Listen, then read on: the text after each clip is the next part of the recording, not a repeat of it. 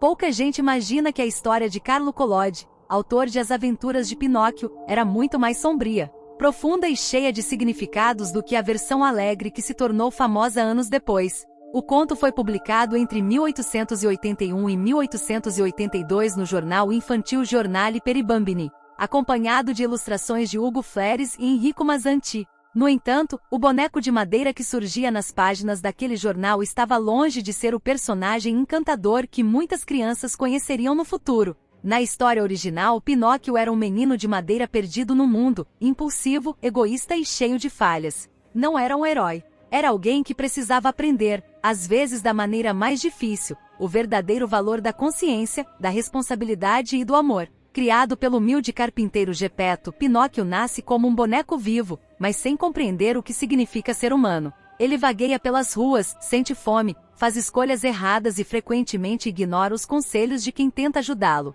Entre essas vozes de orientação estava o sábio grilo falante, que tentava mostrar ao boneco o caminho certo. Porém, dominado pelo orgulho e pela impaciência, Pinóquio não queria ouvir ninguém. Em um momento de fúria, ao ser repreendido por suas atitudes, ele atira um martelo contra o pequeno grilo e o acerta em cheio. O silêncio que se segue não é apenas o fim do conselheiro, mas o início de uma longa jornada de consequências. Pinóquio segue adiante como se nada tivesse acontecido, incapaz de perceber que quando alguém cala a voz da consciência, o mundo logo começa a ensinar lições de outras formas. E essas lições não demoraram a chegar. Numa noite de tempestade, sozinho e faminto, Pinóquio bateu de porta em porta pedindo ajuda. Mas ninguém quis acolher aquele estranho menino de madeira. Em vez de pão ou abrigo, recebeu apenas um balde de água fria jogado da janela. Molhado e cansado, voltou para casa e se sentou perto da fogueira para se aquecer. O cansaço venceu, e ele adormeceu. Enquanto dormia, as chamas lentamente consumiram suas pernas de madeira até transformá-las em cinzas. Quando Geppetto voltou e bateu na porta, Pinóquio respondeu que não conseguia abrir. O velho carpinteiro entrou preocupado e encontrou o filho imóvel, sem poder sequer dar um passo. Mesmo assim, com paciência e amor, reconstruiu cuidadosamente as pernas do boneco, acreditando que talvez o sofrimento tivesse finalmente ensinado algo ao menino. Mas aprender a ser humano leva tempo. Pinóquio continuou cometendo erros, gastando dinheiro de forma irresponsável e se metendo em confusões. Certo dia, 2 ladrões começaram a persegui-lo, acreditando que ele escondia moedas de ouro. Em fuga, o boneco encontrou abrigo em uma casa abandonada, onde parecia haver apenas silêncio e mistério. Ali, encontrou uma estranha menina que falava como se pertencesse a um mundo distante, como se estivesse presa entre lembranças e sombras. As palavras dela ecoavam como um aviso: a vida é cheia de caminhos fáceis que levam ao erro e poucos caminhos difíceis que levam à verdade. Mas Pinóquio ainda não compreendia totalmente aquelas palavras. Os ladrões logo o encontraram. Tentaram feri-lo, mas perceberam que a madeira não sangrava. Então decidiram algo ainda pior.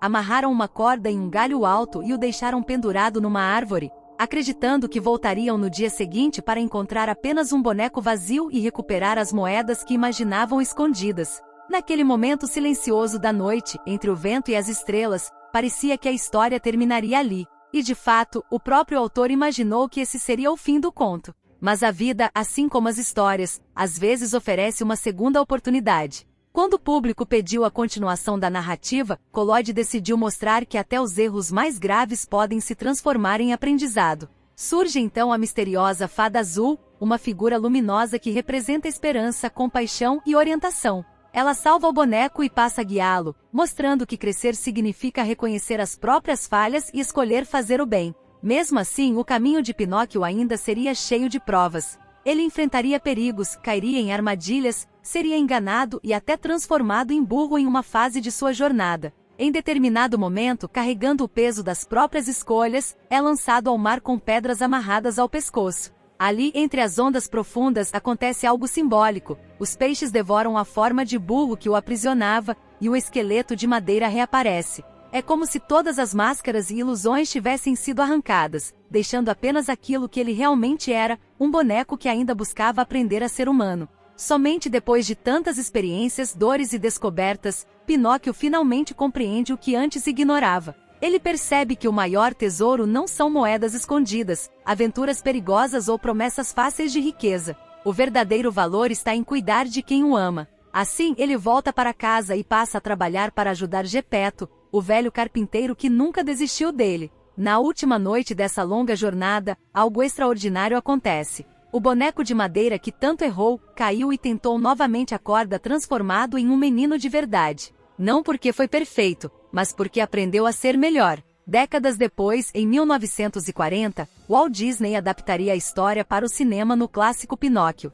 criando uma versão mais leve e colorida que encantou gerações. No entanto, por trás dessa adaptação famosa permanece a essência da obra original de Collodi, uma história sobre crescimento, erros e redenção. Porque no fundo, Pinóquio nunca foi apenas um boneco cujo nariz cresce quando mente. Ele sempre foi um espelho da própria humanidade. Um lembrete de que todos nós começamos imperfeitos, cometemos erros e às vezes ignoramos a voz da consciência. Mas também mostra que enquanto houver coragem para mudar, sempre existirá a chance de nos tornarmos algo melhor do que éramos ontem. E talvez seja por isso que essa história atravessou séculos. Não porque fala de um boneco que queria ser menino, mas porque fala de pessoas que ainda estão aprendendo a ser humanas.